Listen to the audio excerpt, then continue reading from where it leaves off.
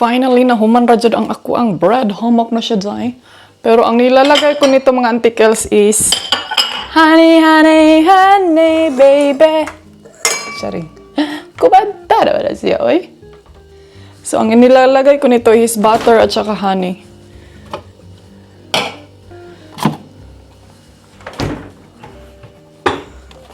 Na-take onda, ito na lang yung leftover natin. Monday pa ako pupunta ng grocery. Ay, nako.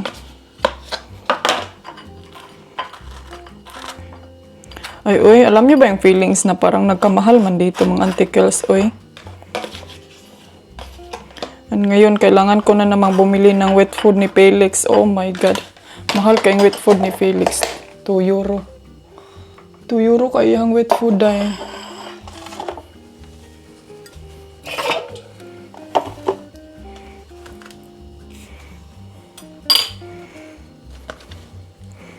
Huy, ano man ni, grabe man ni si Mr. Makalak.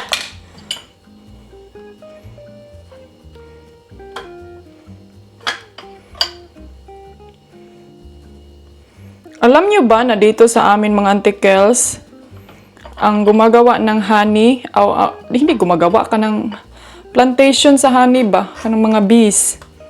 Nandyan lang, malapit sa amin. So, daghan honey din ha, antikels. Marami palang honey dyan. Maraming honey dito mga antikels. Maraming mga bee. Lalo na pagka nagalingkuan, lalo na pagka ng nectar time, sa nectarine, sa kanang tingkuan sa mga nectar sa bulak ba. So magdagdag tayo ng coffee kay masarap yung coffee na nabili ko. Gusto ko siya. Ito siya oh. Siya na brand.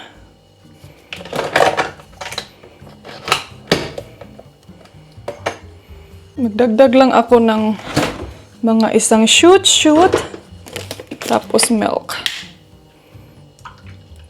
Ay, naaman da iko'y kuan. Nakalimutan ko. Meron pala akong cabbage. Hala. Kailangan natin ilabas tong cabbage. Ano na naman yung kainin natin mamaya, oy? Tingnan nyo, oh. Dinner.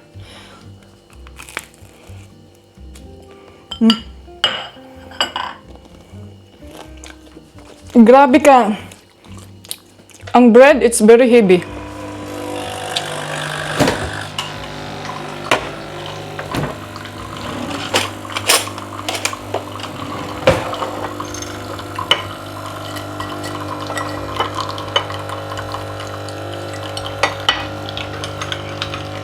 Bon appetit everyone. Kakain muna ako and then update ko kayo later. Hello mga antikels! Ayan, naalis tayo ngayon. Pupunta tayong Parmazay. Udto pa kayo, day. Pero magdala lang ko coins hanggang sa makaya ko. Mag-vlog din tayo mga antikels. Try ko, pero dadalhin ko yung credit card ko. Ayan, tapos iiwan ko lang to dito. Kasi ang dadalhin ko is maliit lang na bag tapos isang cellphone. Ipila day cellphone ni mo day. Cellphone at saka kuan. Mag-headset manggug ko. Cellphone at saka camera. Dadalhin ko kayo. Then yung bag, ang liit kasi ng bag. So itry ko ito yung gagamitin natin for today. Daw, maganda ba? Share lang. Chokes lang. Tapos magkalo lang ko mga antikels. Oh. Kanira akong gamiton. So let's go. Everybody. My vare. Dito lang si Felix. Kaya medyo, murag orange man akong pananaw. Ano day? Murag sakit man siguro ni sa mata. Kailangan kong magdala ng phone kay in case tatawag yung asawa ko. Kailangan ko munang on yung data natin. Nakapalit na noon ko kuan data. Ka-expired naman dahil ko dahil. Uy, murag lain man akong pananaw ani ang kuan. Uy, sunglasses. Murag mag brown. Wala kay brown man na dahil. Malamang brown kasi yung sunglasses mo.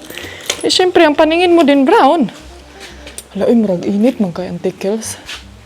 Kaya natin. Let's go, be. Kaya mo yan, day. Kasi gusto mong pumunta eh. So, I'm not sure ilang vlog yung magawa natin for today, but let's see.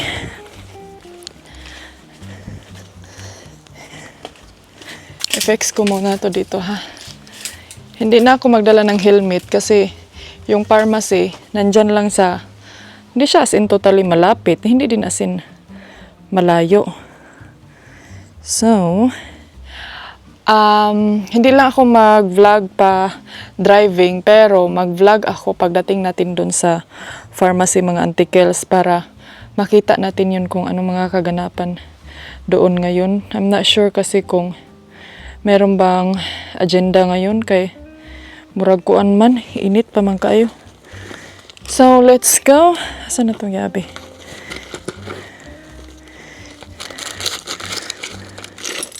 Init man, Auntie Kels, eh. Pila kaya ni ka battery? Ay, full man da eh, sa mga Auntie Kels.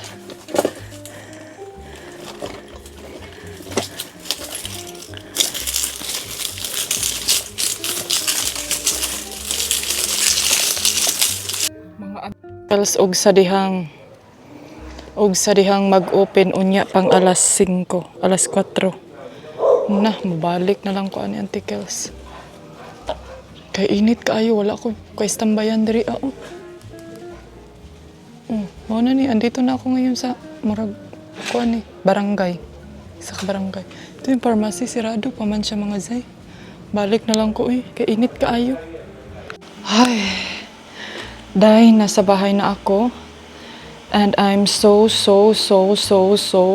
exhausted. Init kayo mga Auntie Kels. Unya, sirado ang pharmacy. Pati yung pharmacy nearby. Unya pa silang alas 5 mag-abri. Unya, sa ama nato ni Ron. Kailangan kong bilhin yung gamot na yan kay I'm not sure isa ba yan sa nakakapalipong sa kuwaday. Dahil missing ako na gamot niyan. But anyway, pahinga muna ako day. Grabe ka init, Auntie Kels. Oy, what time kaya sila magsirado unya? Nilipod siguro sila magsirado sa'yo, no? Open. Bugo kayo. Kaya wapog ko nagtanaw daan. Alas 8 sila magsirado unya. So, balik tayo mamaya mga alas 5 na siguro day kanang medyo landong-landong na gamay kay di ni pwede. So, kita inom og tubig inda ni.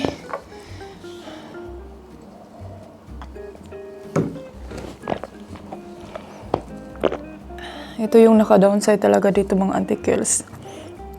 Kay grabe gyud ka init, pag init jud siya day. And tawagan ko muna yung asawa ko. Hello! Maayong hapon mga Auntie Kels. Lunchtime tayo kay kailangan kong mag-inom ng gamot mga Auntie Kadayers. And feel yun ako ang buhok ang isa sa nakapabugat sa isa sa nakapagpabigat or nakapagbigay sa akin ng headache. Or siguro naalang dyan kay headache day. Mag-inom ako ng gamot ngayon. Wait a minute. Kaping mainit. Mag-ano muna ako ng rice. Nag-init ako sa aking pagkain. Kaya naman ko'y leftover nga sabaw. So, yun yung ininit ko. And yeah.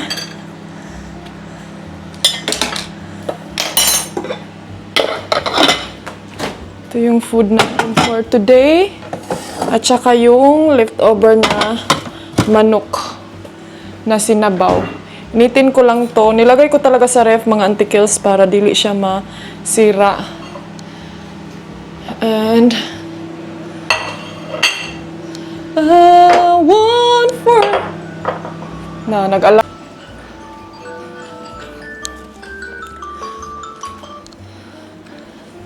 Hindi ako sure kung babalik pa ba ako sa pharmacy or bukas. Pero I'm sure na pupunta ako ngayon sa basurahan, mga Auntie Kels, kay kailangan kong itapon tong mga basura natin dito. Alright, sabayan nyo lang ako sa ating paglalakbay. Kakain ako kasi mag-inom ako ng gamot ko at saka para sa headache. Kay murag sakit yun akong ulo day. Wala ko kasabot sa kainit ba? Or nag-shower naman ako nung isang araw. Auntie Kels. Sakit. Piste kainit. Kita, uy, napasok ko, day.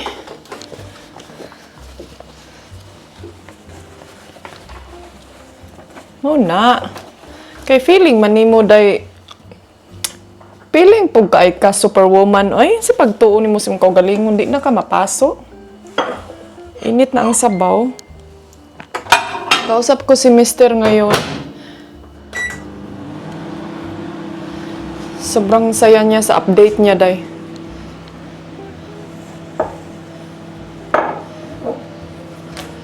And meron akong share sa inyo ngayon, mga Auntie Kels. Alright, mga Auntie Kels, init na.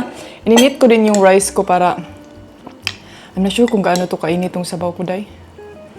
Halang-halang na siya. Masarap na siya, day. Kain tayo.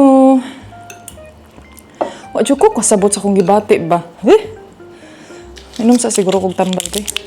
Kaya basig sa labad po ni sa kong ulo.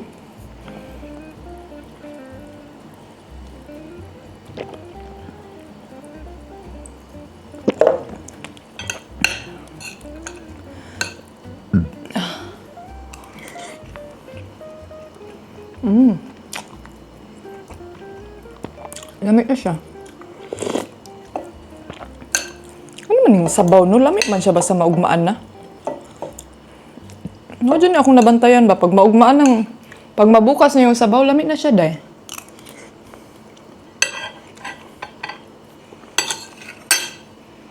Hey, darling, can I tell you what's been on my mind? Sick and tired of the 9 to 5 in the city life.